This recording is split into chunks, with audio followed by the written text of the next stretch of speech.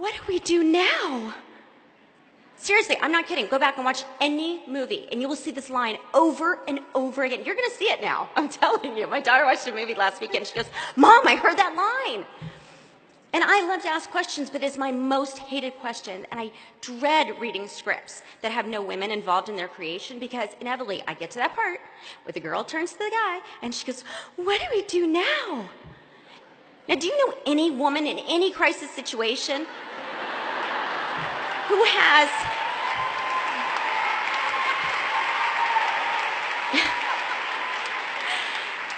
any woman in any crisis who has absolutely no idea what to do?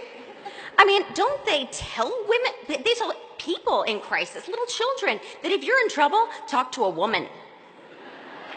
It's ridiculous that a woman wouldn't know what to do.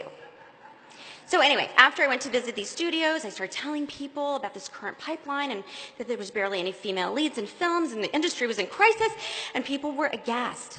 They said, that's horrible, they said. And then they'd change the subject and move on to their dinner and move on with their lives. But I could not change the subject. I couldn't turn to some man and say, what do we do now? This is my life.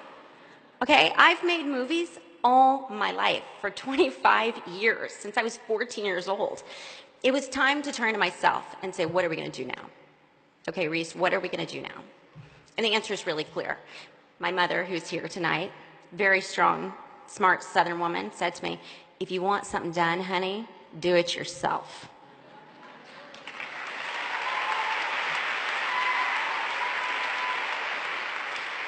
So I started my own production company, Pacific Standard Films, with the mission to tell stories about women. And I was nervous, y'all. I was spending my own money, which everyone in the movie business always tells you, don't spend your own money on anything. I was warned that on the crazy chance that Pacific Standard would acquire any good scripts, we would never make it past our first few years of business, because there just wasn't a market for buying female-driven material.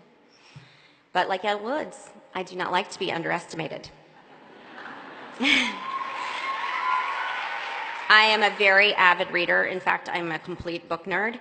And so is my producing partner. So we just tore through tons of manuscripts and read so many things before they were published, but we could only find really 2 pieces of material that we thought were great.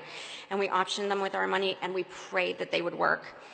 Both were strong, complicated, fascinating women at the center, and both were written by women.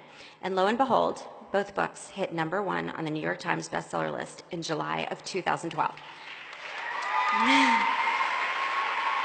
One was called Gone Girl, and the second was called Wild. So we made those 2 films last year, and those 2 films grossed over $500 million worldwide. And we got 3 nominations for Academy Awards for women in acting performances. So that was year 1. And against the odds, Pacific Standard has had a year 2 and a year 3. We've bought 5 more best-selling books. Next year, we're going to make 2 of those, Big Little Lies and Luckiest Girl Alive, into films. We have over 25 films in development and 3 television shows, and they all have female leads of different ages and different races and different jobs. Some are astronauts, some are soldiers, some are scientists. One is even a Supreme Court justice. And they're not just good or bad. They're bold and haunted and dangerous and triumphant, like the real women that we meet every single day of our lives. But our company isn't just thriving because it feels like a good thing to do. It's thriving because female-driven films work. This year alone, Trainwreck with Amy Schumer, Melissa McCarthy's Spy, Pitch Perfect 2, Cinderella, the Hunger Games franchise that has made over $2.2 billion worldwide. Films with women at the center are not a public service project. They are a big-time, bottom-line enhancing, money-making commodity.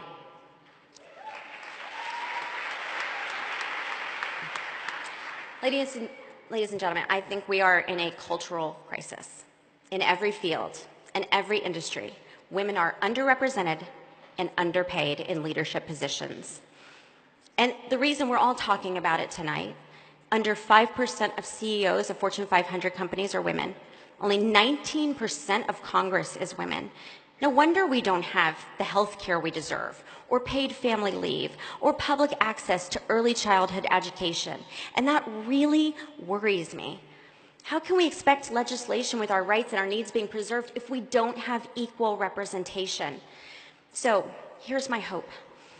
If you're in politics, the media, the tech industry, working as an entrepreneur or a teacher or a construction worker or a caregiver, you know the problems we are all facing. And I urge each one of you to ask yourselves, what do we do now? That's a big question. What is it in your life that you think you cannot accomplish? Or what is it that people have said that you cannot do? Wouldn't it feel really good to prove them all wrong?